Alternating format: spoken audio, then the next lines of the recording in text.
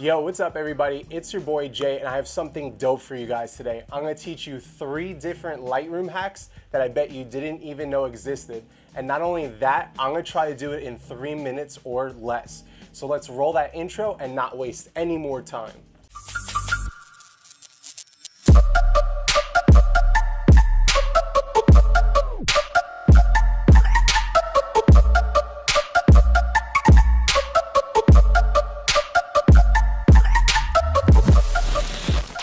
Alright, so I hope you guys are excited to learn something new today because these tips and tricks are going to make your workflow so much faster.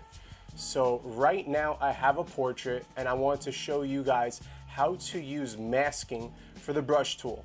So you want to click on your brush tool and say if we want to make our subject brighter. What we want to do is make sure that auto mask is selected. We're going to go to a part of the picture, right now our subject, and we're just gonna paint. Now hit O so you can see what it is that you're painting, and let's boost the exposure up a little bit. So now we're just going to paint, and if you go by the edges, you notice that the brush is not going over any of the edges. It's doing a really good job masking everything perfectly for you guys. So if you say, come over here, and we're just gonna paint everything. Let's get this going right now.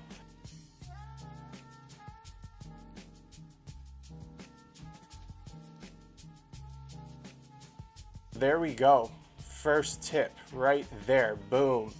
And you know, around the edges that you didn't get completely, just go in there a little bit, clean them up. It's very easy, but this saves me so much time, and I want to thank my boy Mike for showing me this because I had no idea this existed, and it's pretty dope. Now this picture was provided to me by my homie Tizzle. I'll drop his Instagram down below. You guys can peep him if you don't know him already. But if you ever have high contrast in your highlights and your shadows, you're gonna know something called Chromatic Aberration, and it usually puts a fringing that's purple or green. Now there's a couple ways to get rid of it, but I want to show you guys. Now you could go over here and let's zoom in on the picture right now. So right over here, you have some purple fringing on the railing. Now sometimes you could hit enable profile corrections and then remove chromatic aberration, but it didn't do anything. It didn't do anything at all. So what we want to do is click on manual.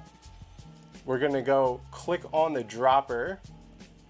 Where'd that go? Boom. So we got the dropper right here. And now we're just going to use this tool right here and try to find the fringing. And notice how on the meter it's changing from white to purple and then the actual color of the post.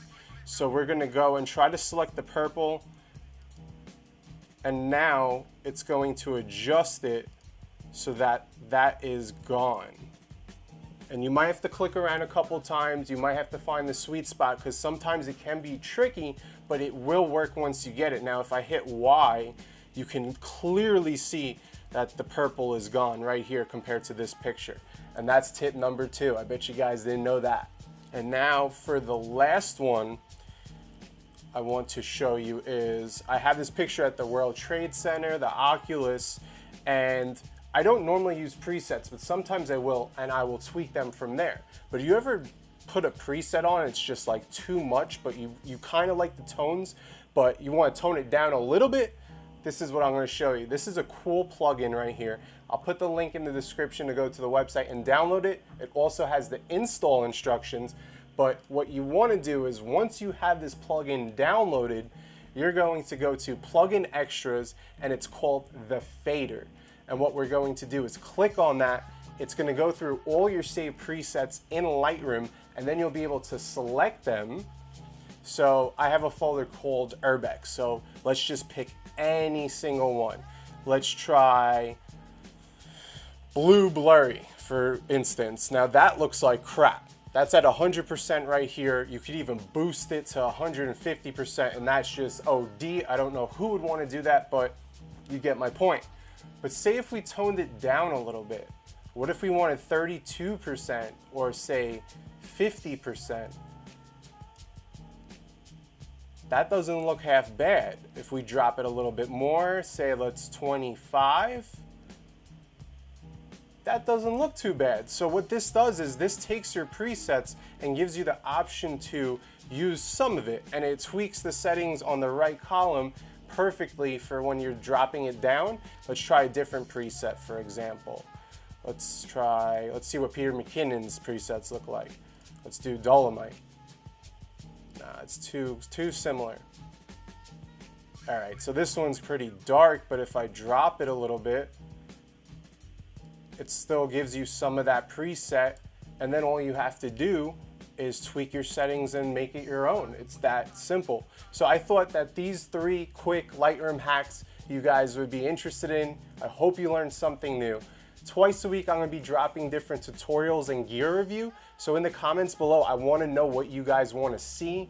I'm thinking about starting a little bit of a series for video. A lot of my photo guys are asking me how to get started in video, and there's a lot of different things to know. So I thought maybe a weekly video teaching you guys the basic, getting you started, when it comes to frame rates and sequences in Premiere and how to match everything, record slow-mo. I want to give you guys as much knowledge that I know so you guys can kill it out creating all day. So if you thought this video was helpful, put a thumbs up. If you're new to the channel, you might want to consider subscribing because I'm going to be dropping these videos weekly now. We're sticking to a schedule, and I'm very hyped to be bringing you guys a lot more content. My name's Jay. I'll see you guys soon. Peace out.